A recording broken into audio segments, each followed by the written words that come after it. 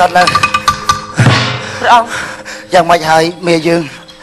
យើងទើបតែរួចខ្លួននៅដំណាក់កាលទី1ទេខ្ញុំអរគុណឯងណាស់បើគុំតបានឯងខ្ញុំប្រហែលជាសកត់បាត់ទៅហើយណាមេយើងក្រាបទូលព្រះអង្គឥឡូវនេះការភ័យខ្លាចមិនទាន់បានបញ្ចប់ទេព្រះអង្គយ៉ាងម៉េចទៀតតាមដែលខ្ញុំបានស្ដាប់ឮឲ្យលោករណេតាលោកបាននិយាយនោះលោកថានឹងឲ្យបាក់មិចសកត់ធ្វើគុតព្រះអង្គតែម្ដងប៉ុន្តែផងបើជាការងារទី1មិនបានសម្រេចទេពេលដែលព្រះអង្គយាងចូលដល់ក្នុងព្រះរាជនគរគេនឹងធ្វើឲ្យខ្លោងទ្វារនៃព្រះរាជនគរបាក់សកត់ដើម្បីធ្វើគុតព្រះអង្គទៀតអរុកអរិយអ្នកតាគ្រាន់តែខ្ញុំភ្លេចពាក្យសន្យាប៉ុណ្ណឹងសោះមិនគួរណាអស់លោកមកតាមធ្វើគេខ្ញុំដល់ដំណាក់កាលនេះទេអូយព្រះអង្គឥឡូវនេះមាយើងតែយើងគិតធ្វើយ៉ាងម៉េចទៅដើម្បីឲ្យជៀសផុតពីគ្រោះថ្នាក់អស់ទាំងនេះណាមាយើងពិបាកសម្រួលពួកហ្នឹងយើងមានកិច្ចតាមសមត្ថភាពយើងទេព្រះអង្គអត់អីទេខ្ញុំជួយបានបងឯងណាអ្នកបងសេះពេលដែលទៅដល់ខ្លោងទ្វារភ្លាមយើងកំអាចូលខ្ញុំរាប់1 2 3ខ្ញុំឆ្លើយថាបងវត់ចាំបងរត់ដល់បងណាបើអញ្ចឹងណាមាយើងឯងធ្វើម៉េចជួយខ្ញុំឲ្យបានសម្រេចណាមាយើងណាតោះខ្ញុំមិនព្រឹកគុណឯងទេតោះបើអញ្ចឹងសេះឯងឆាប់បោលឲ្យលឿនណាដាច់កជើងចោលហឹប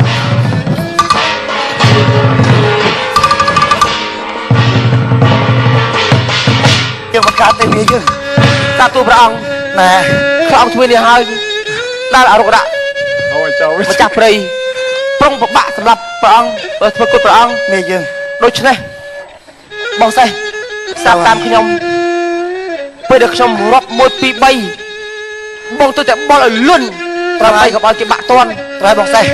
ធ្វើយ៉ាងណាបងដាក់ឲ្យលឿនមែនទេណាលេខ5លេខ6ហើយបងជន់អស់លេខ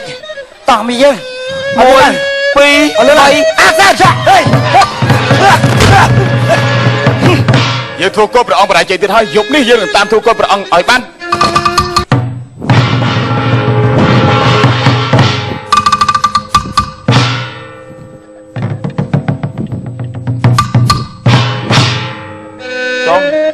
ចាគេមកໄວខ្លងវាវាំងតិចបាត់ណាគ្រឿនណាហ្នឹងអឺអញសង្ស័យជួយផែនដីទៀតហ្នឹងអញលើកបោះចោលហ៎អញលើអញលមាស់ដៃគេឲ្យទុកហ្នឹងខាងអនាម័យគេធ្វើឲ្យឈួតចេះយីអនាម័យធ្វើមិនយើងជួយគ្នាទៅអញណាគូតយើងវាមិនដែរមកបាក់ស្រស់ទេអញឆ្ងល់បើមិនជួយផែនដីមិនមែនចុះអញក៏មិនដឹងរឿងបញ្ហាមិនជួយផែនដីអញដាក់គ្រប់គ្រងហ្នឹងចឹងអញក៏ដឹងហើយក៏ជួមើលជួយបាត់ក៏ដឹងបាត់ដែរបានតាមការពេលសង្ស័យចាប់ស្រុកពោះមកវិញនេះមកព្រះអង្គហៅយើងទៅរកការងារធ្វើទៅអញបាច់ឆ្ងាយពេកបាច់និយាយឆ្ងាយច្រើន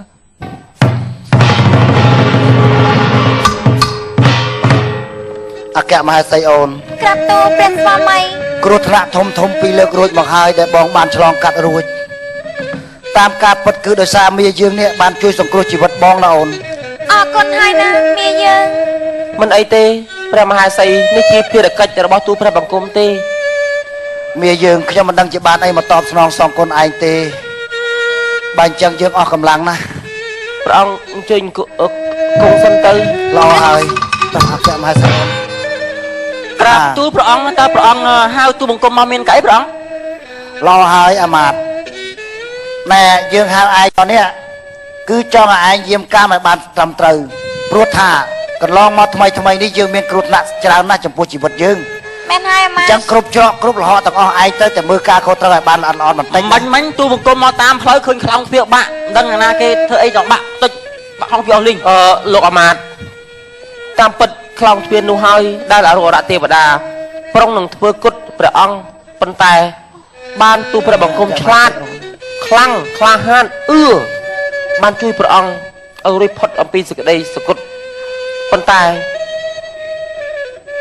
អរុរៈទេវតាទាំងនោះពុំសុខចិត្តទេយប់នេះសូមឲ្យលោកអាមាត្យទាំងអស់មេត្តាយាមកាមឲ្យបានតឹងតែងត្រូវហើយនៅវេលាយប់នេះគឺអរុរៈទេវតាទាំងនោះនឹងប្រែកាឡាជាពស់ដល់សាហាវមួយពស់ទេដីព្រះស្វាមីមកធ្វើគុតព្រះអង្គទៅឲ្យកាប់ទូលព្រះស្វាមីខ្ញុំភ័យណាស់សូមលោកអាមាត្យទាំងអស់កុំឈរថ្មឹងឈរងោក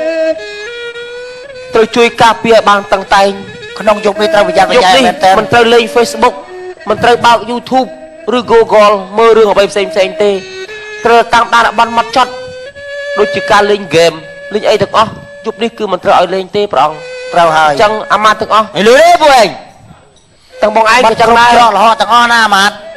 ក្រាបទូលព្រះអង្គ ណែមាយើងខ្ញុំអរគុណឯងខ្លាំងណាស់ឯងជាមនុស្សម្នាក់មានតាំងកម្លាំងវិជ្ជាគុណមានតាំងបញ្ញាជ្រាបវៃឆ្លាតល្អណាស់ ហើយរត់លឿនទៀត ហើយជាមនុស្សមានជំនាញខាងរត់ទៀតល្អណាស់ រត់ទិន បើ ហ្វី សិន ចឹ ជា ង មាយើងចង់បានអីប្រាប់យើងទាំងពីរមុនណា ត្រូវហើយមា អត់អី យើ ទេ ង មហាសីប៉ុន្តែឥឡូវសំខាន់យប់នេះ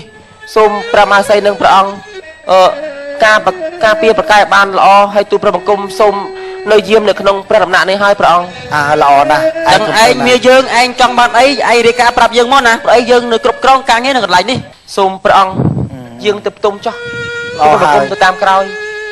បើចឹងពួកអាមាត្យព្រមទាំងមាយើងឯងនៅមើលយាមកាមឲ្យបានត្រឹមត្រូវណា ក្រាបទូលព្រះអង្គ ព្រះអង្គមិនបាច់ព្រួយប្រទេសទេការងារទៅឲ្យទូបង្គំអ្នករ៉ាប់ដល់ទាំងអស់ ល្អហើយអាមាត្យគ្រឿន អរគុណហើយណាអាម៉ាត់មាយើងយើងទៅហើយណា ក្រាបទូលព្រះមហា បើ សី ចឹងខ្ញុំទៅហើយតោះទៅកន្លាបន្ទុំមើលការក៏ត្រូវណាមាយើងណា តែបង លឺទេពួកឯង បងកុំកេងអាងអីបងខាងនេះទៅយាមនៅខ្លោងវាខាងជើងបងខាងនេះយាយខ្លោងវាខាងជើង